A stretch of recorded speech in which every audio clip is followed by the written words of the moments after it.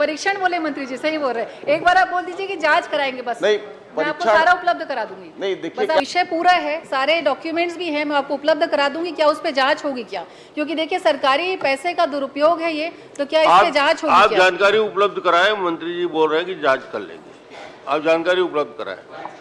कोई भावना हो रहा जी। धन्यवाद अध्यक्ष महोदय जी। अध्यक्ष महोदय जी, मेरा सवाल जनसंपर्क विभाग से है और मुझे जो जवाब में एक लाइन आई है उसको मैं पहले पढ़कर कहना चाहूँगी। जनसंपर्क विभाग द्वारा न्यूज़ पोर्टल का पंजीकरण नहीं किया गया है। प्रचार प्रसार की सुविधा की दृष्टि से न्यूज़ पोर्टल का इनपैनलमेंट किया गया है। तो महोदय जी, पहला ये सवाल मेरा यही है कि जो पंजीकृत अगर नहीं किया गया है तो इसको इनपैनल करने के लिए क्या मापदंड इसके तय किए गए हैं जनसंपर्क विभाग के द्वारा?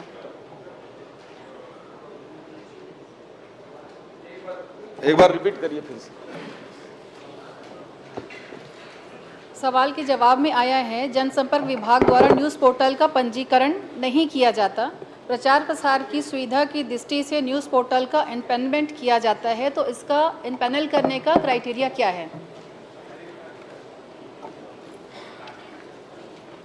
माननीय अध्यक्ष महोदय, ये इनपैनलमेंट करने के लिए एक विस्तृत इसकी गाइडलाइन है और इसमें टेंडर भी निकाले जाते हैं और उसके आधार पर इनपैनलमेंट किया जाता है और उसके पूरे सर्कुलर विस्तार से है। बोलेंगे तो मैं माननीय सदस्य को उसको उपलब्ध भी करा दूंगा। महोदय जी, 243 पोर्टल को इनपैनल किया गया, तो क्या 243 टेंडर निकाले गए हैं इसमें? 243 जो हैं इनपैनल्ड किए गए हैं, पंजीकृत नहीं हुआ है लेकिन विभाग से 243 इनपैनल्ड किए गए हैं, तो क्या 243 टेंडर निकाला गया है इसमें?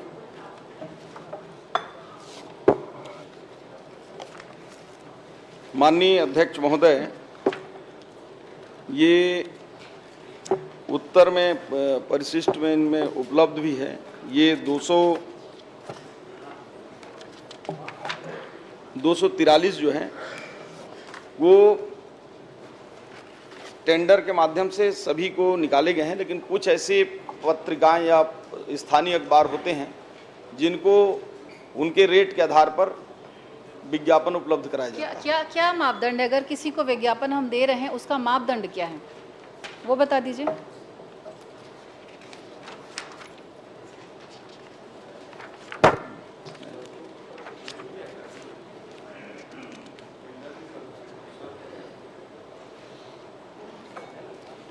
जो मेन आधार मापदंड होता है माननीय अध्यक्ष महोदय, जो इनपैनलमेंट हैं उनके यूजर्स की संख्या और रीच के आधार पर संचालनालय स्तर पर अधिकतम 50,000 रुपये तक का मासिक विज्ञापन स्वीकृत किया जाता है कि उनकी पॉपुलैरिटी कितना है, कितने लोग देख रहे हैं। ऐसे चलिए ठीक, अच्छा जवाब।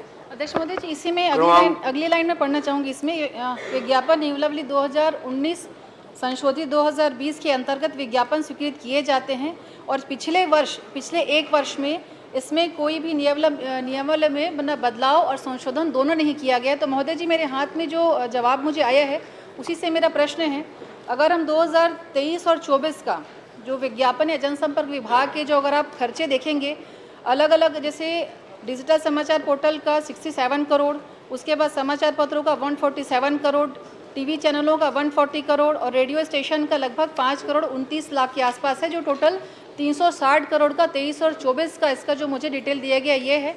और वहीं अगर 24 और 25 की हम बात करें, क्योंकि कोई बदलाव नहीं हुआ था, संशोधन नहीं हुआ है, तो 24-25 का जो आउटकम जो आता है, जो टोटल तो 134 करोड़ है।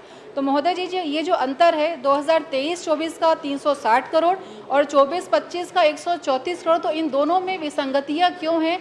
क्या इसकी जांच होगी, क्या इसका ऑडिट होगा कि किस आधार पे ये विज्ञापन जो है, क्योंकि एक वर्ष जहां 136 है वहीं 23-24 में इसका डबल से भी ज़्यादा है, तो क्या कारण है? और क्या अगर इसमें कोई विसंगति दिख रही है तो क्या इसकी जांच होगी क्या? माननीय अध्यक्ष महोदय, ये जो व्यय की आंकड़ा है ये अभी वर्ष पूरे नहीं हुए हैं, ये जनवरी तक का है, अभी फरवरी और मार्च का भी आना शेष है, तो निश्चित रूप से इस वर्ष में भी उसमें विज्ञापन जब 10 महीनों में उसका आधा भी खर्चा नहीं हुआ तो अगले 2 महीनों में कैसे संभव है कि वो आंकड़ा आप टच कर जाएंगे? 360 करोड़ मतलब लगभग आप 134-140 करोड़ फिर से अगले 2 महीने में संभव नहीं है। और ये जो 23-24 का महोदय जी, जो 23-24 का मैं बताना चाहूँगी, ये पुरानी जो सरकार थी उनका मुझे लग रहा है, मैं एकदम कंफर्म नहीं इसलिए मैं नहीं बोलूँगी, लेकिन हम जो अंदाज लगा रहे हैं वो उसी 23 और 24 के आंकड़े जो कांग्रेस के कार्यकाल के थे शायद तभी के हैं। तो क्या इस पे जांच होगी क्या? क्योंकि महोदय जी विषय ऐसे आए हैं, अगर समाचार पत्रों की बात करें या होर्डिंग्स की बात करें, हुआ ये था जो हमारे पास शिकायतें आती हैं कि लगभग 3 महीने के लिए होर्डिंग्स के लिए या समाचार के लिए अनुबंध किया गया और सिर्फ जो विज्ञापन दिए गए या जो होर्डिंग्स लगी वो सिर्फ 1 महीने के लिए लगी। मतलब जो 2 महीने की बकाया जो पैसा था, किराया था, वो उनको किस आधार पे दिया गया? अगर 3 महीने की होर्डिंग हम लगाते हैं, पेमेंट 3 महीने का हुआ, होर्डिंग सिर्फ 1 महीने के लिए लगी, तो जो पेमेंट है उसमें विसंगतियां हैं और ये साफ दिख रहा है कि 2023-24 और 24-25 मतलब ये अंतर दोनों में दिख रहा है और स्पष्ट है कि इशारा हम किस ओर करें। तो मैं यही चाहूँगी कि चूंकि डबल से भी ज़्यादा राशि है तो क्या इसकी जाँच होगी, क्या इसकी ऑडिट होगी? माननीय अध्यक्ष महोदय, माननीय सदस्य ने बहुत ही जिनाइन प्रश्न उठाया है। ये पिछले 1 साल में जो खर्च हुआ है पिछले 10 महीने में उसका लगभग आधा या 55% के आसपास है, लेकिन विषय पूरा है, सारे डॉक्यूमेंट्स भी हैं, मैं आपको उपलब्ध करा दूंगी। क्या उस पे जांच होगी क्या? क्योंकि देखिए सरकारी पैसे का दुरुपयोग है ये, तो क्या इस पे जांच होगी आप क्या? जानकारी उपलब्ध कराएं मंत्री जी। सिर्फ आंकड़ा के आधार समय पर सिर्फ 1 मिनट शेष है, क्या जांच होगी क्या ये आप बता दीजिए? क्या इसका ऑडिट होगा, क्या इसकी जांच होगी? क्योंकि ये सरकारी राशि का दुरुपयोग दिख रहा है साफ साफ, तो क्या इसकी जांच होगी, क्या इस पे ऑडिट होगा? क्योंकि समय सिर्फ मुश्किल से आधा मिनट बचा हुआ है।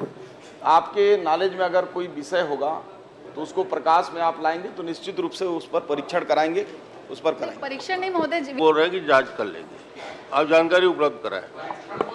परीक्षण बोले मंत्री जी, सही बोल रहे हैं। एक बार आप बोल दीजिए कि जांच कराएंगे, बस नहीं मैं आपको सारा उपलब्ध करा दूंगी। नहीं, देखिए बस क्या आप बोलिए जांच। है, इस आधार पर केवल ये नहीं कह सकते आधार कि देखिए, आधार तो साफ कोई दिख रहा है उसके लिए ना। कुछ 2023-24 का आप देखिए कुछ भी आप 336 कागज करोड़ देंगे है, तो उस पर आप परीक्षण 24-25 का 134 करोड़, तो महोदय जी अंतर तो साफ दिख रहा है और पैसे सरकारी पैसे का दुरुपयोग है ये भी साफ दिख रहा है। तो बस आप ये बता दीजिए कि क्या जांच होगी?